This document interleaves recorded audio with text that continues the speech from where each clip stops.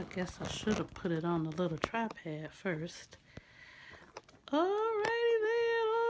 then, alrighty then. Hello, hello, hello. Hey, Double Digit Diva. I am here with you this evening, ready, steady, for day number 25. And tonight we are going to talk about the 7 strategies for blending families. Now, let me tell you why I even want to talk about that. You know, we're in our 29 days of love, and so as we talk about love, there are so many different issues that people are coming up with and dealing with as it comes and deals with love, as it deals with relationships. So it's important that you understand that there's some facts about blended families that we really need to know. We really need to take a look at. The first thing is that 2,100 new blended families are created every single day in the United States of America. 2,100 every day. That's the first thing. The second thing is, hey, Deborah Boswell. Hey, Soror. How are you? Thank you for joining. The second is that in 2010, just 6 years ago, blended families became the #1 form of families in the America of United States. So that's huge.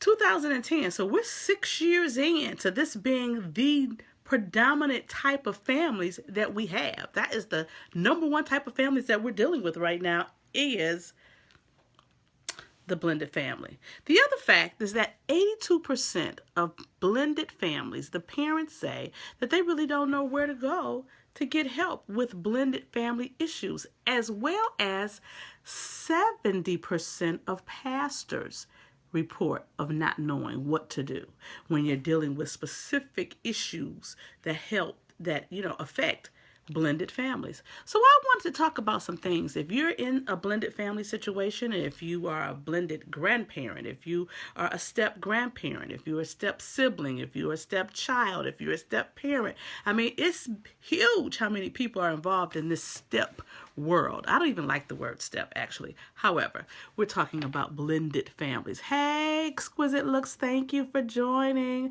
Touch that screen and give me some hearts. Give me some hearts. We're talking about blended families today. So I want to talk about 7 strategies. Thank you for those hearts. I see you. I see you. I want to talk about 7 strategies as you're looking to blend families. If you're in a blended family, that you can do to help you navigate this. Because there can be some difficult challenges that people deal with when it comes to the blended family. So the first one is that you must have open, honest discussion prior to even blending the family. So if you are hooking up with somebody, you starting to really feel them, you starting to really like them, they got kids, you got kids, whatever, there needs to be open, honest conversation about how we're going to do this thing.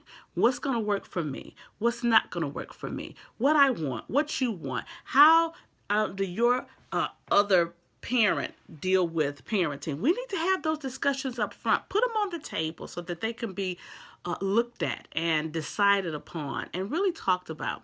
So that open, honest on how you plan to blend is #1. That's the #1 strategy. You got to have the conversation even before you walk down the aisle or hook up together, live together, whatever you're going to do together when children are involved and you're blending families. #2 is that you never badmouth the other parent, the other natural parent. Never badmouth the other natural parent, especially in front of the kids, because, oh my God, that can turn into a ball of fire. And you want to make sure that you are respecting that person and that person is respecting you. And so in order to be a friend, you know what the word says, you have to first show yourself friendly. So if you want a thing, you got to be a thing. And so always start out with never bad-mouthing the absent parent or the person that is not in the home, the other natural parent who visitation may be set up with, who has to deal with when they come in to pick up the kids, just all those things that go with blending families. So it's important that you don't badmouth. And even if your mate is badmouthing, make sure that they're not badmouthing or venting in front of the children. Make sure that you don't do that. #3 is even before you decide that you're going to marry or that you're going to move together, that you do have an open, honest discussion with your children. I just believe that if you're dating, if you are collecting data, as I call it, if you're getting ready to get into a relationship, you need to talk to your children about relationships, about dating, about things that grown people do when they're in grown people relationships. Not saying that you need to be dirty or anything like that, but you need to have real life situations. You are more than a parent. You are more than just a father or a mother. You are a man or a woman, and as you are an adult, you may desire to have a love relationship, and that's normal and that's okay. And the children need to understand that that's normal and that's okay. And how do you do it? How do you navigate that?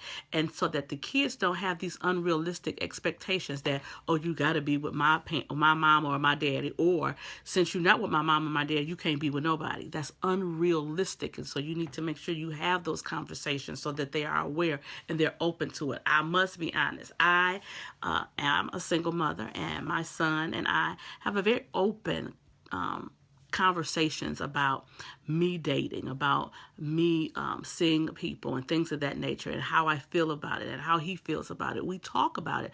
Now, of course, he's 23 now, so our level of discussion's at a whole different level, because one of the things that he told me, he's just a beast sometimes, but one of the things he told me just the other day, I was sharing with him how I really want someone to bring as much to the table as I bring to the table, and he said something so profound. I'm going to give him a shout out right here. He said, no, Ma, you bring a table. You need to find somebody who has a place to put your table. Woo, that thing's so good right there. We really need to listen to our children and talk to them and have open conversations, because as they navigate the world, they may teach you something. Number 4, you need to make sure that you do not allow any disrespect at all. You need to make sure that respect is at the foundation of how your relationship works with each other, how the children are treated. And of disciplining your children does not mean that you have to be disrespectful to the children. There is a way to still discipline and not be disrespectful. You don't have to cuss them out. You don't have to call them names. You don't have to do all of that. But you definitely do need to still lay down the law in your house.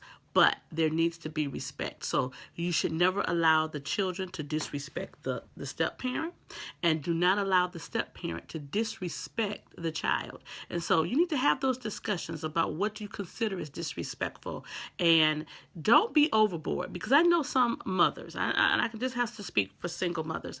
Sometimes you'll say, well, no, you can't discipline my child, but you got a big old son and he a big old man, and men can talk to men different than women can talk to men. You need to talk about the balance of discipline, because you can't have a man run a household and provide for a household and then don't have no say-so in that household. That's not respecting him as the man. So you got to figure that out. You got to talk about it, and you can't go overboard one way and you can't go overboard the other way. You got to find that delicate balance so that everyone is feeling respected and that no one is feeling disrespected. So respect is very key. Then number 5, you must infuse fun.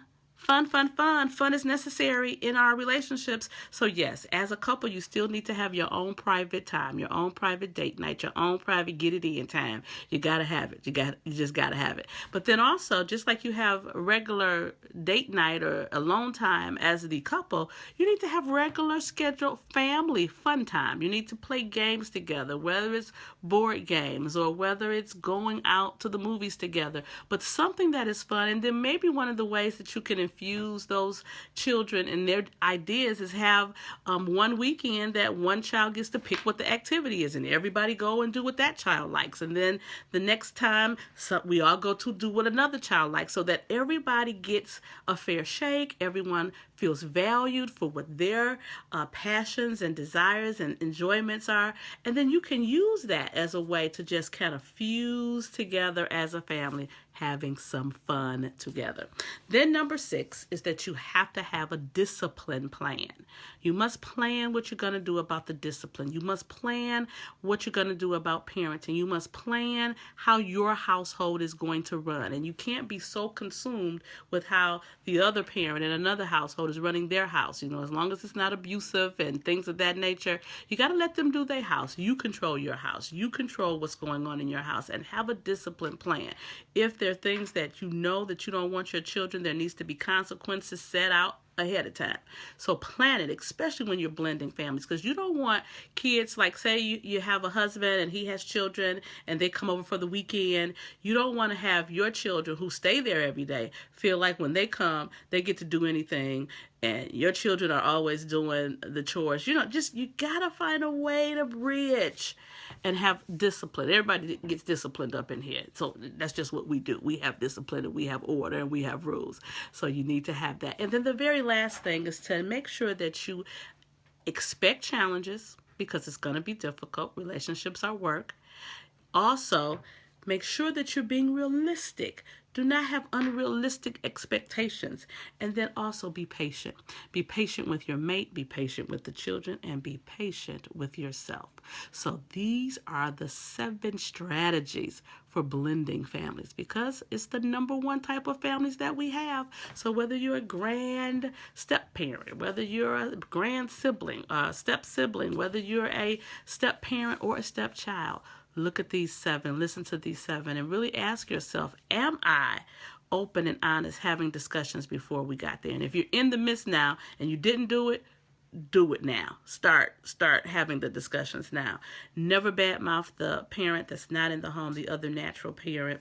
Discuss with the children even before you decide to yoke up with someone about relationships and dating and your values around that, so that they are not totally taken aback that you are dating or you're with somebody.